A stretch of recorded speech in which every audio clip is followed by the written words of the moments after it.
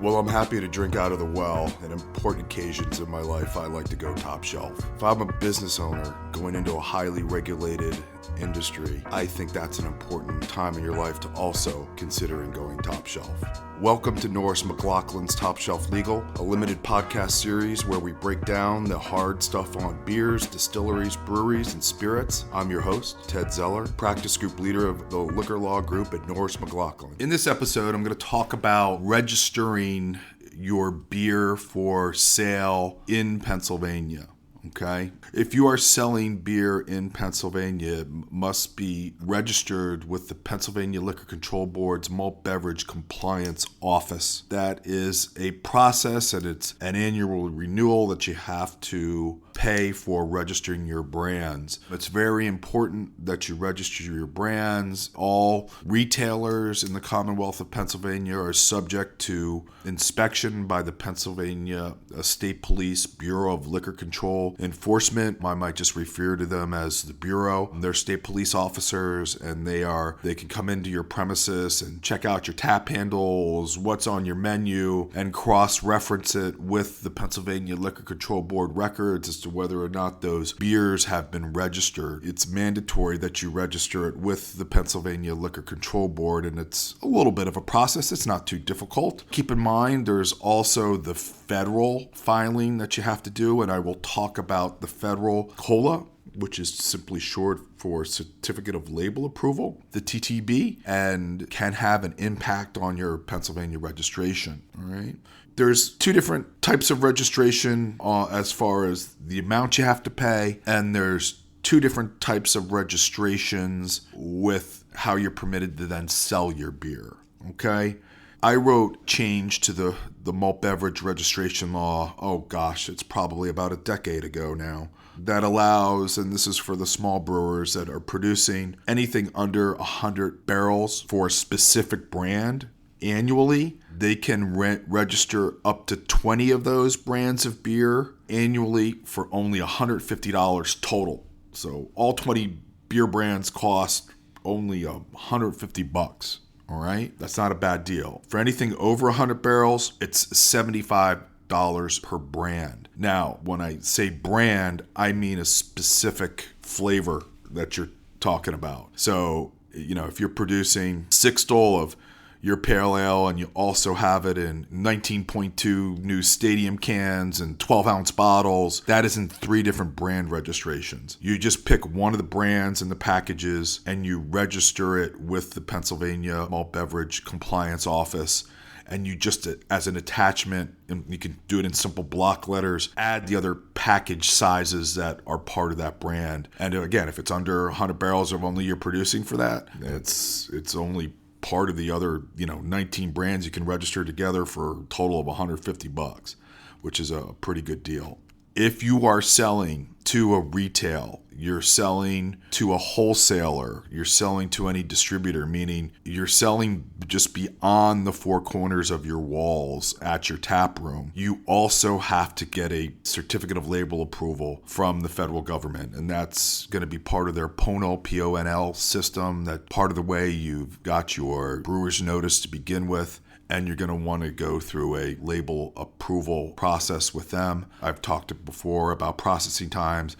COLAs take a lot shorter time period in order to process by the federal government. But you can run into problems with the way you label your beer. And I could do 10 podcasts on how to label your beer because it can be quite complicated. And when I'm talking about COLA, I am really just talking about a brewed or malt beverage. Seltzer products are actually not cola driven, or the fermented fruit beverages or mead or anything, and the ciders under 8.5%, because the TTB is not going to give you a cola for anything under 7% unless it's beer. You would have no cola to attach that to your Pennsylvania Malt Beverage registration. Instead, that office will take chemical analysis of alcohol by weight, alcohol by volume, and carbonation for your ciders, and they will then allow you to register your beer, if you will, the malt brewed beverage product. Even though it's not a malt brewed beverage product, it is when it's defined by the liquor code. So then you can get your registration for your cider.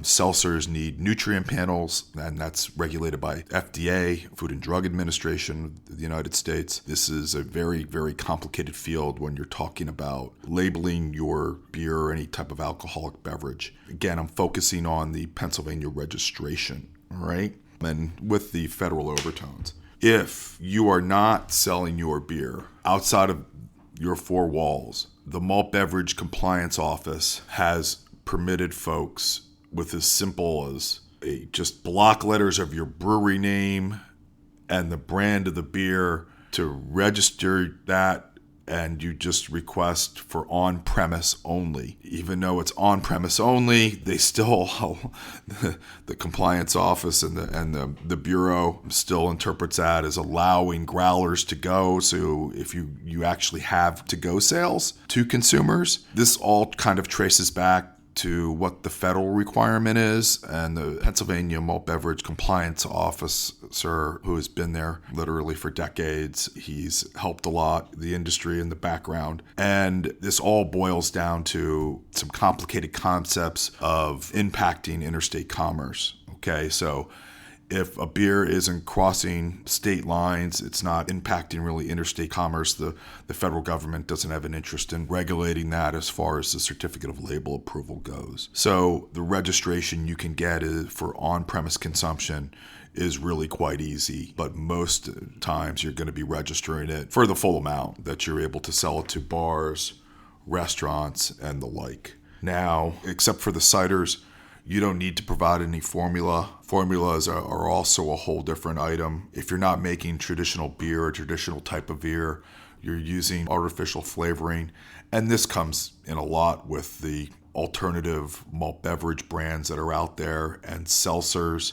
You're going to have to get also a formula approval, but you do not need to give that formula approval to the state Malt Beverage Compliance Office in order to get your approval from them. For other obscure products, like I mentioned, the seltzers, ciders, well, the ciders you need the chemical analysis, mead, and the fermented fruit beverages, where it asks you to explain why you haven't obtained your cola. You just want to simply put a description in there and just put IRC beer. That's all you have to do. And the Malt Beverage Compliance Officer, I said, has been doing this for decades and is very knowledgeable on these types of things, will understand what that means. And the IRC just simply stands for IRS code, meaning you're still paying your federal tax on it. So that is what you need to do with your registration process. It is online through what is called PLCB Plus. Other states have their own, registration processes. Jersey's different. You have something called a consumer price listing postings and those types of things. But whenever if you're going out of state and you want to sell your beer out of state, that's going to have to be through a wholesaler.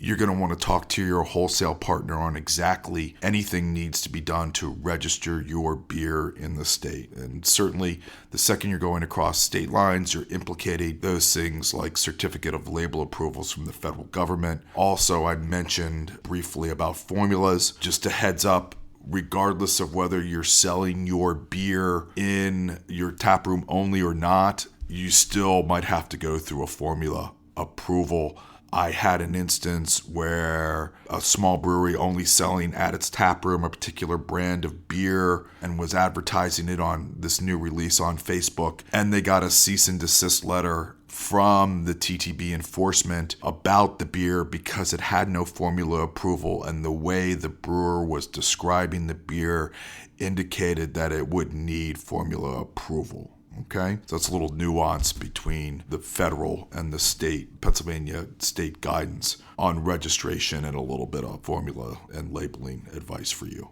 This has been a Norris McLaughlin Top Shelf Legal limited podcast series where we run through the topics of beers, distilleries, breweries, and spirits. I want to thank you, the listener, for being a part of the conversation. Be sure to tune in next time for a brand new episode. If you would like to learn more about our work, be sure to check out my legal liquor blog or email me at topshelflegal@norris-law.com. That's topshelflegal@norris-law.com.